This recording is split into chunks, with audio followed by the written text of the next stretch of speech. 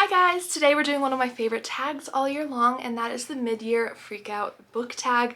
This is just a really fun way to kind of look at your reading year so far, so I would love to hear your answers to these questions or a few of them down below in the comments. And let's go ahead and hop into the first question. So the first question is the best book you've read so far in 2023, and you guys know I can't pick one for that. That's just not gonna happen. But a few standouts for the best book of the year so far for me in terms of like a thriller. Kill for Me, Kill for You by Steve Kavanaugh. That was just the most twisty, just you could not see them coming kind of twist. It was such a good read. It was a 5-star read. I read it for a vlog. I'll link it above. I also adored Listen for the Lie by Amy Tantiro, and The Return of Allie Black by Emiko Jean really shocked me. This went in so many directions I didn't expect, but it was so harrowing. And then this one here was just like a really good classic girl returns home to her hometown. She was suspected of murdering her best friend years ago, and the truth is finally coming out. Both my type of thrillers. Now in terms of cozy mysteries or cozier reads, Nosy Neighbors by Freya Sampson. This one broke my heart. Like it was so cozy and heartwarming and amazing and beautiful. It takes place in this really like historic old apartment building, and you have two main characters. You have one who's kind of a grumpy older woman. She lives alone. She's very standoffish, and you have a standoffish 25-year-old who's very much in her own world, not happy to be there. They both come together when one of the residents in the apartment complex is attacked and their home is at risk of being like torn down. And it is the most satisfying cozy read. I also loved Miss Quinn's Rise to Fame. This is not a mystery, but this is a cozy read, and it was just made me cry multiple times over.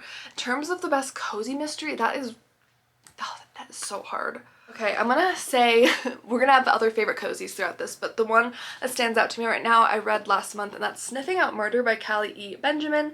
This is a Bailey the Bloodhound mystery. The main character has a bloodhound who she published a series of like children's books on. She's writing the second one right now. She's moved to full-time writing, retiring from the education space. Then she comes across the body of someone she had a big disagreement with, who was also like her high school bully, and it was just a really well written, like everything just flowed so well, cozy. Like I just felt instantly captured in this world, really loved it. So this is the one that's coming to mind, but we'll get into some more in a moment. Second one is best sequel you've read so far in 2023. So this would have to be like a cozy mystery because those are the primary series that I read. The one that's coming to mind is Bookshops and Bone Dust by Travis Baltrice. That's a cozy fantasy. It is technically it's the prequel for Legends and Lattes, but it delivered just as well. We follow Viv and Orc. This is before when she's in her adventuring days still, but she gets very badly injured. She's in the seaside, charming, cozy town, and she's left there by her band of like mercenaries to recover. She's very disgruntled about it, but she strikes up an unexpected friendship with a bookstore owner in the area, discovers her love of reading. There's a beautiful bakery in the area, and she helps.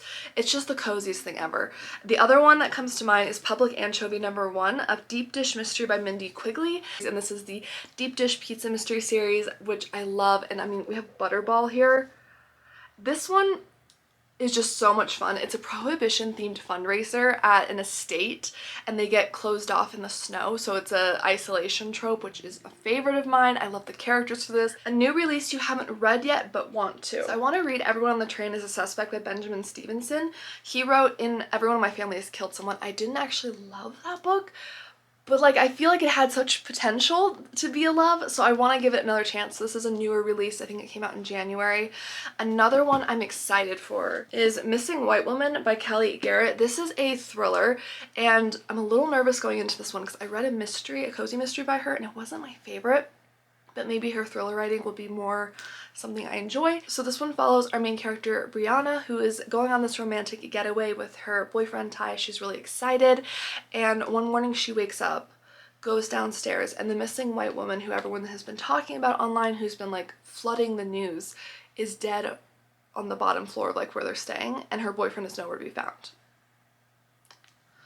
That alone gets me. This is also supposed to explore kind of race and how unfortunately the news doesn't give the same attention as it should to people of different races or backgrounds or anything like socioeconomic status, etc. And so I think this will be an interesting commentary on that. I'm looking forward to learning more about that. But just the premise that her boyfriend's missing, there's a strange person who she's never met but she's heard of because they're on the news, who's dead on her, like, where they're staying. I mean, that just, I don't even know. What do you do? I would go crazy. So I'm really excited to see where this goes. Most anticipated release for the second half of the year. Ooh, that's hard. So I just did a most anticipated cozy mysteries for the second half of the year. I'll link that above. Like, how can I pick just one? So there's a couple cozies that come to mind. Murder at a Scottish Christmas. I love that. It's by Tracy Hall. It's a Scottish Shire mystery series. It's absolutely amazing. There's also another one in the Deep Dish mystery series that's coming out. It's like Sleep in Heavenly Pizza.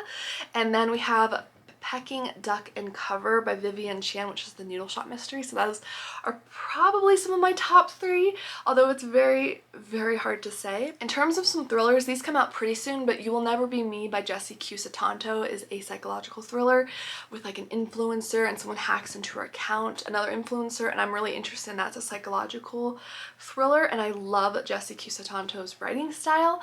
I'm also really intrigued by The Midnight Feast by Lucy Foley because she seldom lets me down, and I'm really looking forward to that. I'm on hold at my library and it's coming out very soon. The biggest disappointment, there's been a few, unfortunately. I'm gonna say The Teacher by Frida McFadden was a hot mess. Nothing about the ending made sense, and then there was just so much underage teacher-student relationships in depth, and it was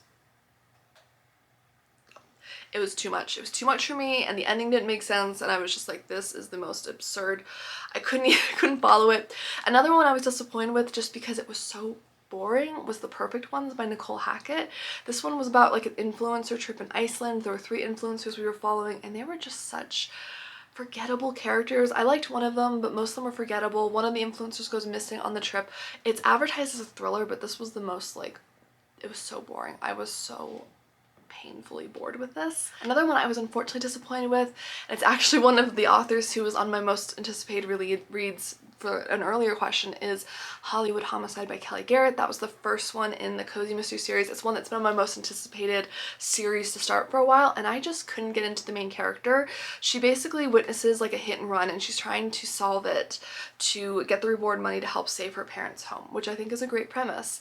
And it takes place in Hollywood, and she's like a B-list actress. I loved all these components. I thought it had such a great premise, but the character herself was really just juvenile and just really got on my nerves. And then her 2 roommates or like friends that she hung out with were even worse. Like, just the characters I couldn't get into at all, and it felt like I read halfway through it before DNFing it, and the mystery hadn't progressed like at all, basically.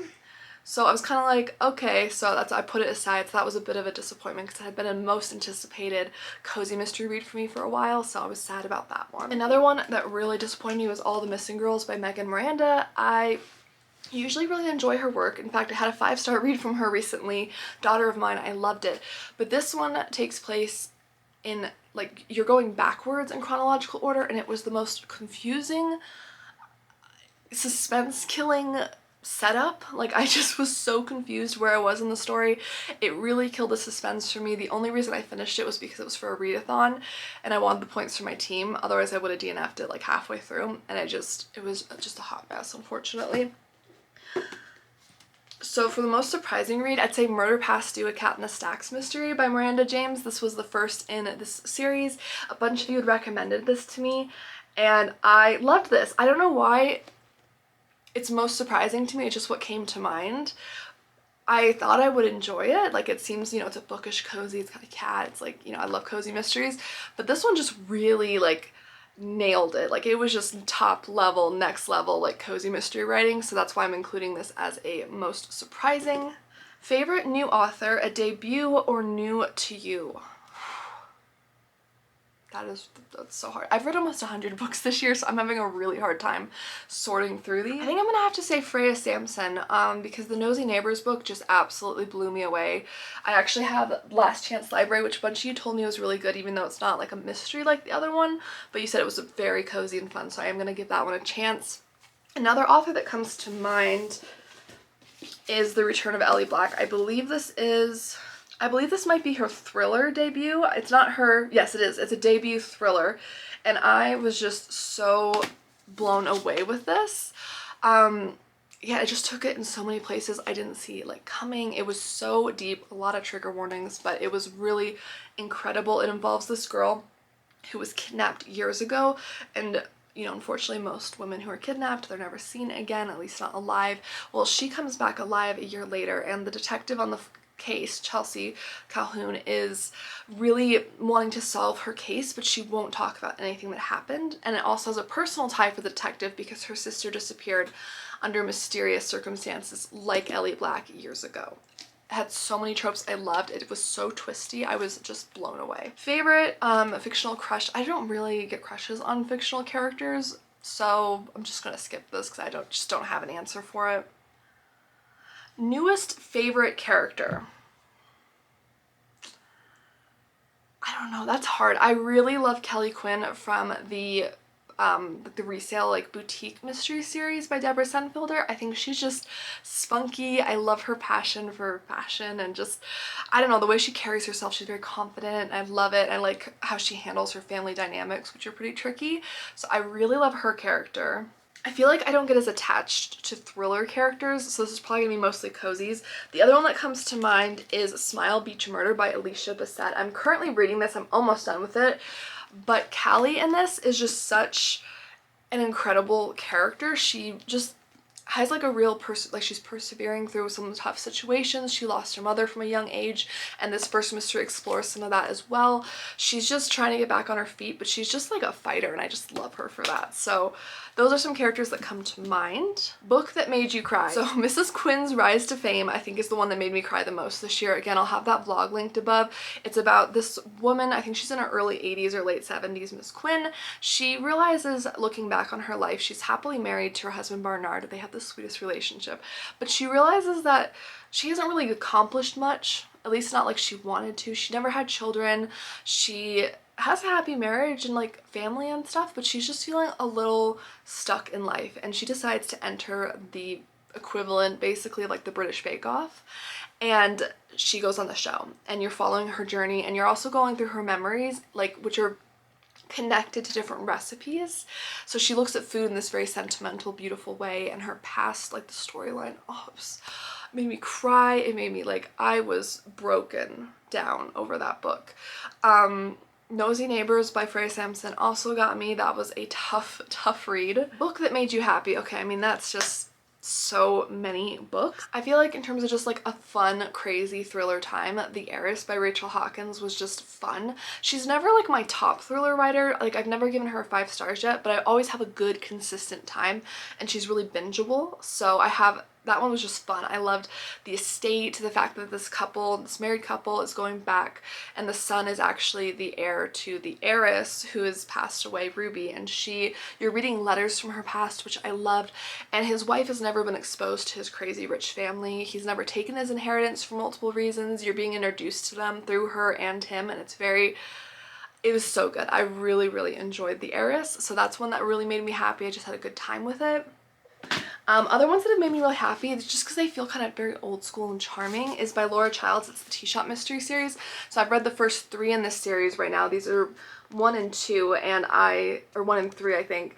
And Theodosia Browning is just such a great character. She's very mature, she's very intelligent, she runs a tea shop. It's well established, so you're not following like a struggling beginning business owner like you are with a lot of cozies, and I really just love the tea setting, learning about the tea. The mysteries are well thought out.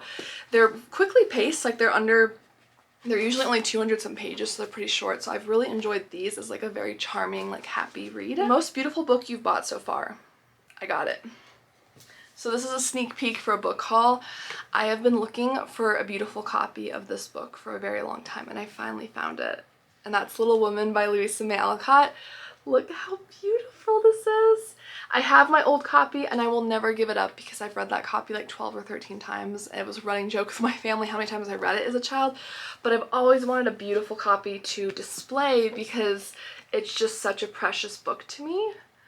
And I mean, it's just so stunning. I mean, look at the inside cover here. Yeah, so this is my most beautiful book that I've bought this year. I mean, there's been definitely a handful, but this is just one that holds such a special place in my heart. What books do you need to read by the end of the year?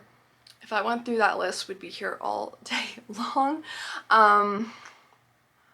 You know, what books don't I need to read is a better question. I'd say a couple that I picked up in my last book haul, which I'll link above, that I really want to get to reading soon, is Agatha Christie's Midsummer Mysteries. These are all short stories, tales from the Queen, and all of these includes Hercule Poirot, Miss Marple, some of her famous, you know, sleuths, and all of these are summary ones, and I just couldn't resist this beautiful edition of Barnes & Noble. I also picked Can't Spell Treason Without Tea by Rebecca Thorne, and this is a cozy fantasy steeped with love, and it's gorgeous, absolutely. A private guard, Reina, and then a mage who work at the palace. They run away together. I think they might be a couple, I'm not sure. And they decide to open a bookshop with tea and everything, but they're basically committing treason by leaving the palace. The queen is not happy, so that's kind of the basic premise. But this cover is the most cozy thing I've ever seen. This is Tomes and Tea, book 1. I can't wait to dive into this. I think I'm gonna save it for fall just because it feels very fall with like the fireplace and the tea and everything, and I just like cozy fantasy in fall, I think. And then a thriller I really want to get to is When No One Is Watching by Alyssa Cole. This is supposed to be a super intense psychological thriller. It actually talks about the gentrification of Brooklyn neighborhoods from someone who's like native to the area, and her and like a friend she meets ends up like diving into the history and the fear and the paranoia of the neighborhood, and I love psychological thrillers. I love the concept and the setting for this, and I've heard it's really good, so this is one I'm definitely looking forward to. Again, I could go on for the next like hour about books I want to read, so we're gonna try to leave it at that. Thank you guys so much for watching. Please let me know down below, what are your answers to these questions? I would love to know, and thank you again for watching. Hope you have a lovely day. Don't forget to like and subscribe. I do post new book content every week on this channel, especially within the cozy reads, mystery, and thriller realm. So if you like any of those, hit subscribe, and I'll see you guys soon. Bye!